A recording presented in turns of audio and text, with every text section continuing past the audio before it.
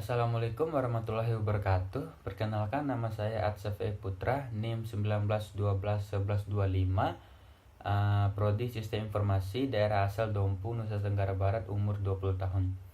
Seandainya saya mempunyai bisnis, saya akan memberikan nama bisnis saya adalah Visual.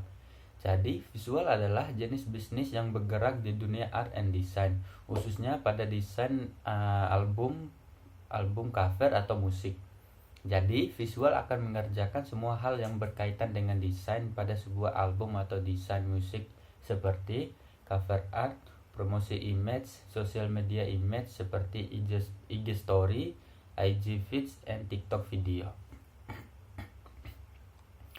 Untuk visi dan misi dari bisnis saya, visinya adalah memberikan warna baru dalam industri kreatif dan menjadi perusahaan kreatif agensi yang berfokus pada desain cover album dan single musik yang terkemuka di Indonesia, baik itu untuk perusahaan kecil, menengah, maupun perusahaan besar.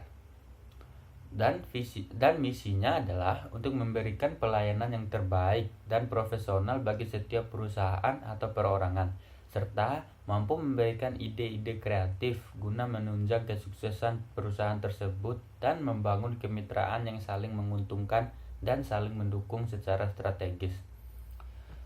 Untuk proses kepemimpinannya, saya membaginya menjadi 5 bagian, yaitu planning, organizing, staffing, leading, dan controlling.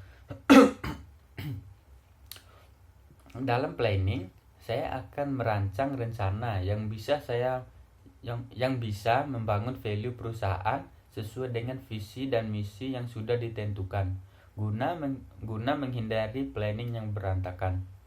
Untuk organizing, jadi organizing di sini mengkelompokkan kegiatan yang perlu dilakukan, yakni penetapan susunan organisasi serta tugas dan fungsi-fungsi dari setiap unit yang ada di dalam organisasi tersebut, serta menetapkan kedudukan dan sifat hubungan antara masing-masing unit tersebut.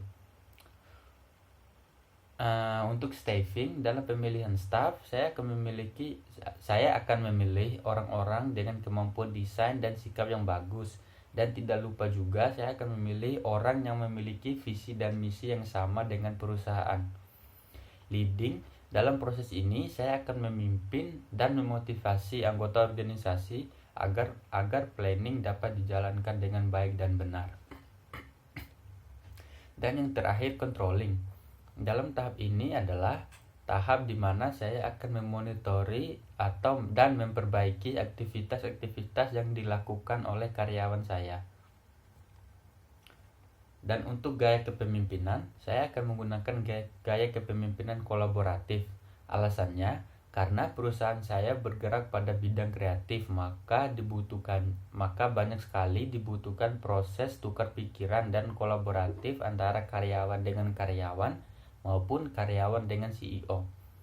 Contoh kasusnya adalah jika ada salah satu karyawan saya yang kesulitan untuk mendapatkan ide baru, maka dia bebas untuk mendiskusikan dengan karyawan lain ataupun dengan CEO guna mendapatkan ide-ide yang baru, fresh, yang menarik untuk klien-kliennya nanti.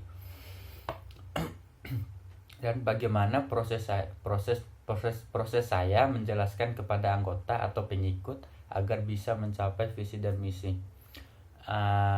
Caranya adalah saya akan menjelaskan dengan cara yang baik dan benar bahwa visi dan misi perusahaan ini dibuat guna menguntungkan karyawan dan perusahaan yang bekerja.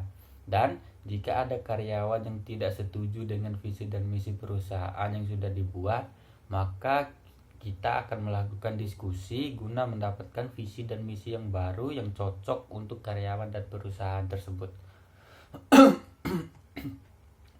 Cara saya menghadapi masalah dari luar maupun dalam.